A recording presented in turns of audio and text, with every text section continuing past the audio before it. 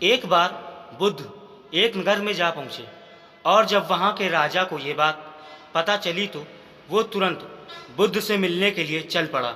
रास्ते भर वह यह सोचता रहा कि वो बुद्ध को अपने किए गए कार्यों के बारे में बताएगा कि उसने अपने नगर में बौद्ध सन्यासियों के लिए क्या क्या व्यवस्था की है, प्रजा के लिए उसने क्या क्या बनवाया है, कितना दान किया है और वह किस प्रकार अपनी प्रजा का ध्यान रखता है।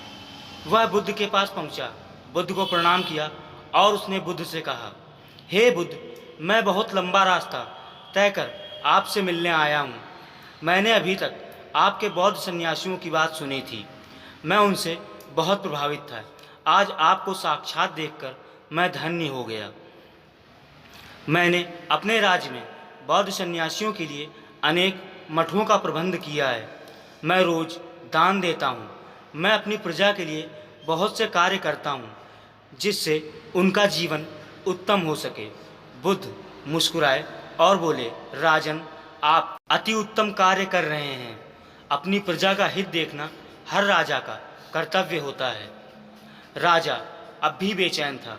बुद्ध ने अभी तक वह बात नहीं कही जो वो सुनना चाहता था। वो चाहता था कि बुद्ध कहें कि वो एक महान राजा है। राजा ने बुद्ध को अपने शौर्य के बारे में बताया। उसने बताया कि उसने कितने राजाओं को परास्त किया है और कितना बड़ा राज्य उसने बना लिया है। बुद्ध का प्रवचन सुनने के लिए बहुत सारे लोग आए हुए थे। संध्या के समय बुद्ध ने अपना प्रवचन दिया।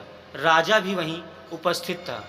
राजा सोच रहा था कि बुद्ध सभी लोगों के सामने मेरी प्रशंसा करेंगे, मेरी बात करेंगे, मुझे मान देंगे। लेकिन बुद्ध जीवन और उससे संबंधित रहस्यों के बारे में बात कर रहे थे।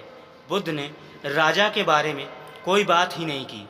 राजा की बेचैनी अब और बढ़ने लगी थी। रात को राजा वहीं रुका हुआ था। रात भर वो बेचैन रहा। उसने निश्चय किया कि वो सीधे बुद्ध से पूछ लेगा कि वह महान राजा है या नहीं। फिर उसने सोचा कि सीधे तौर पर ऐसा पूछना उचित नहीं होगा। अगले दिन सुबह वह बुद्ध के समक्ष उपस्थित हुआ और उसने बुद्ध से कहा, हे बुद्ध, क्या ऐसा हो सकता है कि संसार में कोई व्यक्ति महान हो और उसे कोई जानता भी ना हो। ये कहते हुए राजा यह सोच रहा था कि अब शायद बुद्ध उस पर ध्यान देंगे और कहेंगे कि आप महान राजा हैं। लेकिन बुद्ध ने मुस्कुराते हुए कहा, राजन, वास्तव में इस दुनिया में ऐसे कई असाधारण लोग हैं जो महान मनुष्यों से भी महान हैं। हालांकि उनकी महानता की ना कोई चर्चा होती है, ना कोई बात होती है और ना ही कोई गीत गाए जाते हैं। उन्हें कोई नहीं जानता। राजा समझ गया कि बुद्ध उसकी बात नहीं कर रहे हैं। अतः उसने आश्चर्य में बुद्ध से पूछा, हे बुद्ध, ऐसा कैसे हो सकता है कि कोई इतना महान हो और उसे कोई जानता भी ना हो। महानता तो तभी साबित होती है जब लोग उसे जानने लगते हैं। बिना जाने पहचाने कैसे कोई महान हो सकता है।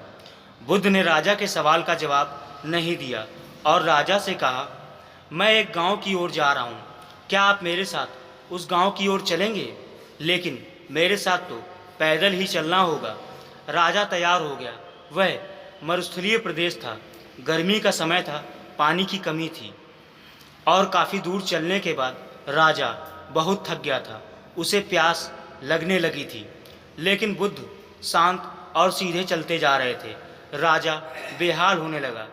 काफ़ी दूर चलने के बाद उसने साधारण सी एक लड़की नजर आई जो एक पेड़ के नीचे घड़े में पानी भरकर बैठी थी। बुद्ध और राजा उस लड़की के पास पहुँचे। बुद्ध ने लड़की से कहा, पुत्री, हम प्यासे हैं, क्या हमें थोड़ा पानी मिलेगा? लड़की ने कहा, हाँ अवश्य।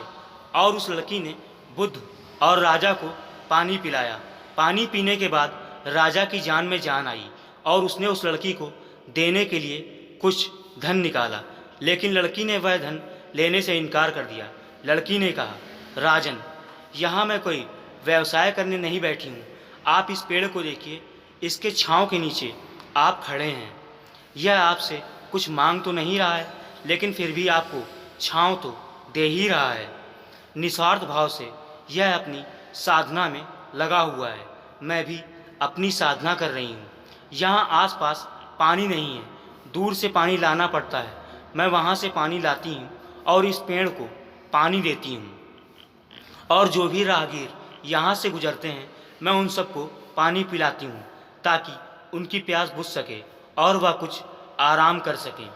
हे राजन, मुझे पानी पिलाने की सेवा से असीम शांति मिलती है। राजा अचानक कह उठा, पुत्री, तुम महान से भी महान हो। राजा ने बुद्ध को प्रणाम कर कहा, हे बुद्ध, मैं आपकी बात समझ गया हूँ। मैं तो केवल महानता का ढोंग करता हूँ, लेकिन कुछ लोग तो महान मनुष्यों से भी महान हैं।